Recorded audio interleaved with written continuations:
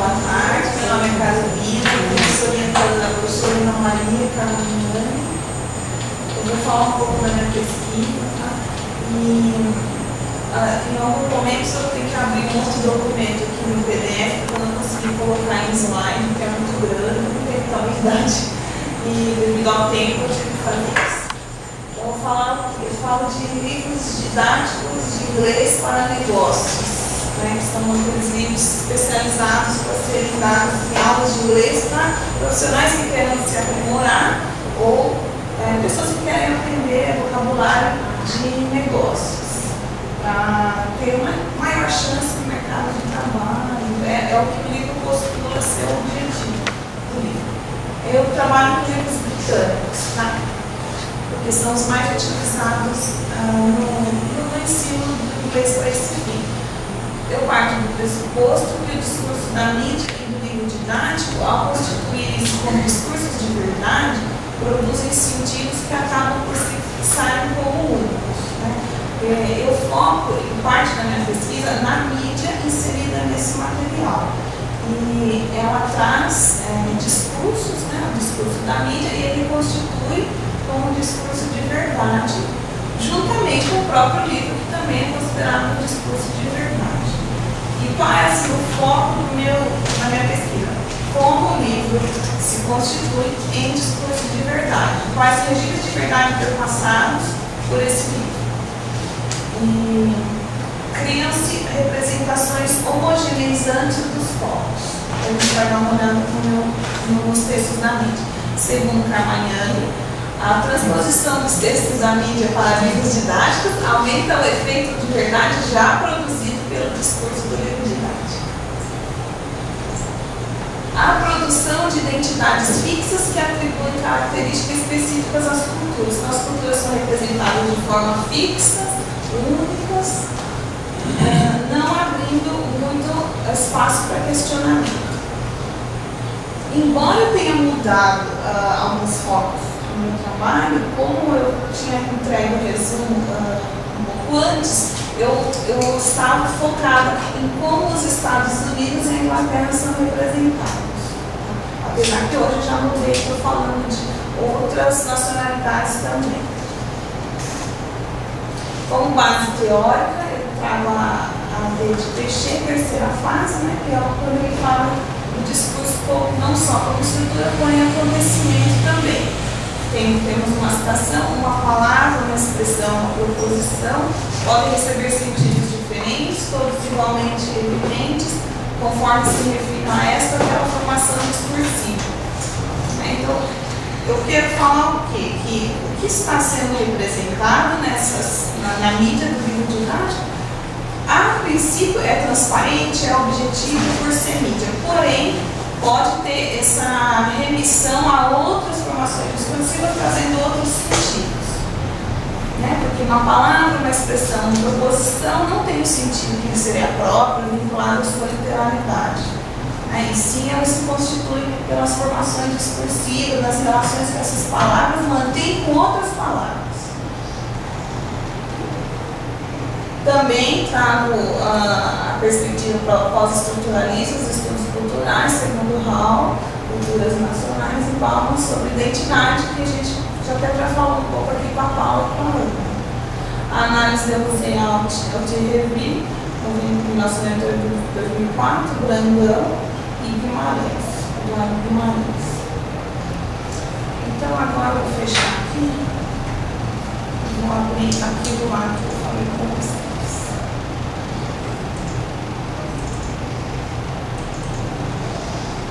Bom, então aqui a gente tem um artigo, que eu vou apontar algumas coisas. Então, o artigo constitui os Estados Unidos como uma nação que influencia negativamente outras culturas, as quais acabam sendo resultado do seu imperialismo. Bom, no primeiro, os exercícios propostos, vou mostrar na outra página, estimulam a reprodução desse discurso, não promovem uma reflexão, sim a internalização dos conceitos e opiniões do autor do texto.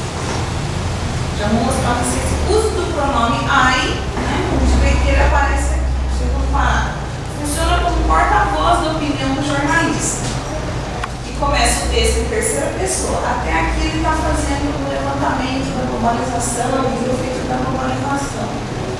E aos poucos, né, com esse I, depois ele passa para o us, we, introduz a si mesmo, né? Então esse I expressa sua opinião. Porém, esse I que iniciar o artigo se desloca para o we, pois ali em linha 37 a gente tem a fala do after all, for those of us, que representa uma união de vozes. Porém, quem seria esse us? Os britânicos ou os leitores? Representação que está sendo construída ali. Quem é esse sujeito, então, que fala no artigo?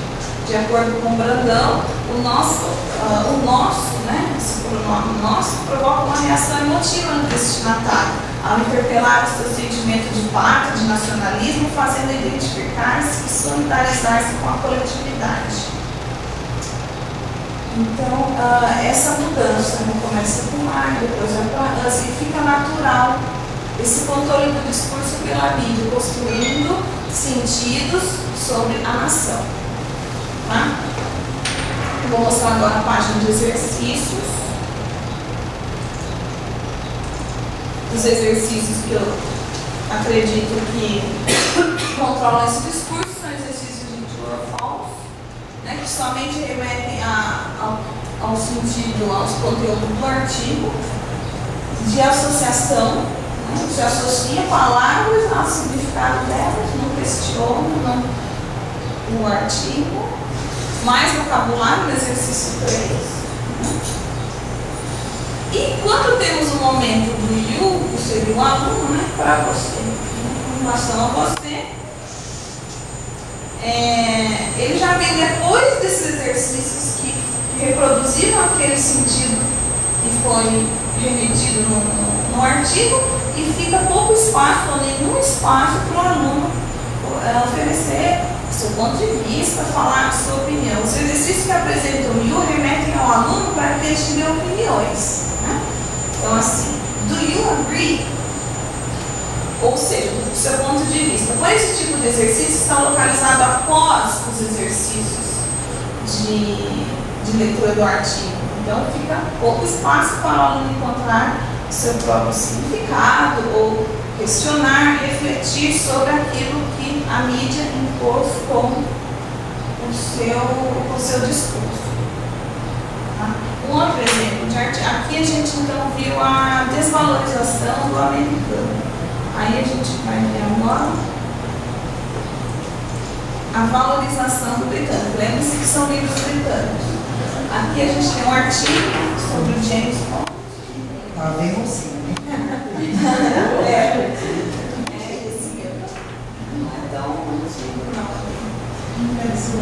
Então, um outro exemplo é um artigo sobre o sucesso do filme de James Bond. Este, por sua vez, traz características positivas com relação ao britânico. Então, o que eu estava estudando e pesquisando era essa valorização do britânico e marginalização do americano. Agora já está mais aberto, estão vendo outras culturas. Porém, até então, eu estava vendo como ele é representado. Ao escolher o filme em questão como referência positiva da cultura britânica, o livro legitima a Inglaterra como um centro lucrativo de produção de filmes que nada perde com relação à produção hollywoodiana e ainda ultrapassa. São apresentados números de comparação, né? Muita comparação. Podemos perceber que nos dois parágrafos temos 6 filmes americanos, né? Aqui disse que não tem competição. Esses filmes britânicos vão ultrapassar. Esse filme britânico vai ultrapassar. A comparação, né? Comparando todos esses dois primeiros parágrafos, comparam as produções hollywoodianas com as produções britânicas, com a produção britânica aqui em questão. E a gente tem a comparação, então, e o uso do superlativo, né? Best-seller, tem vários aqui, que levam aos extremos esse elemento quantificador, como podemos ver no uso do artigo, nos parágrafos 1, 2, 3 e 5. Então, muita comparação e números que definem, que estabelecem valores de lucro, ainda de acordo com Brandão, a ideologia da transparência apaga qualquer pessoalidade do locutor e torna o dizer claro, objetivo, pois os atos falam por si só. No exemplo de Bond, os números são questionados. Então, todos esses mecanismos concorrem para um discurso que controla os sentidos, né, assegurando uma certa interpretação. Então, aí, por exemplo, temos outro exercício que somente remete quais são as razões do sucesso de Bond. Né? Só quer que volte a esse discurso já dito lá no texto da mídia. Aí, só para ilustrar rapidamente, o próximo exercício é para você olhar essas pessoas, algumas descrições sobre elas, né, nome, experiência, dados sobre a pessoa. As pessoas escolheram o melhor bonde. Qual seria o melhor bonde entre essas pessoas? Então, assim, como a mídia controla o discurso? Eu trouxe 2 discursos.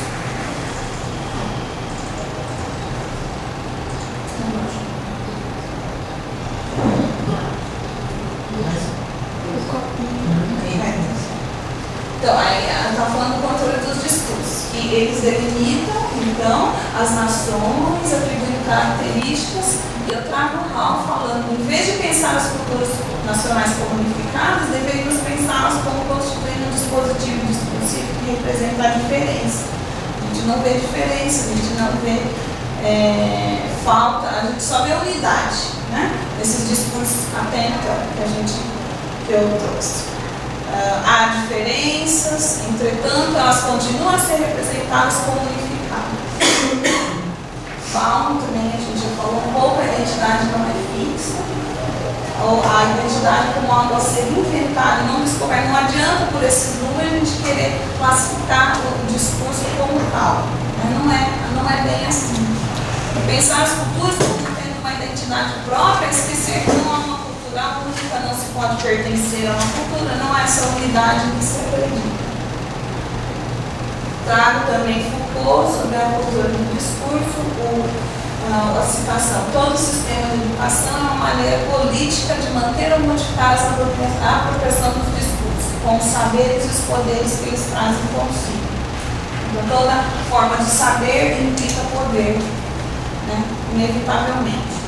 O Lidin, que é o livro didático do inglês para negócio, mantém e reforça o discurso. Sua forma de controle está em como os exercícios são estruturados, que basicamente gira em torno de um retorno cíclico com um significado único.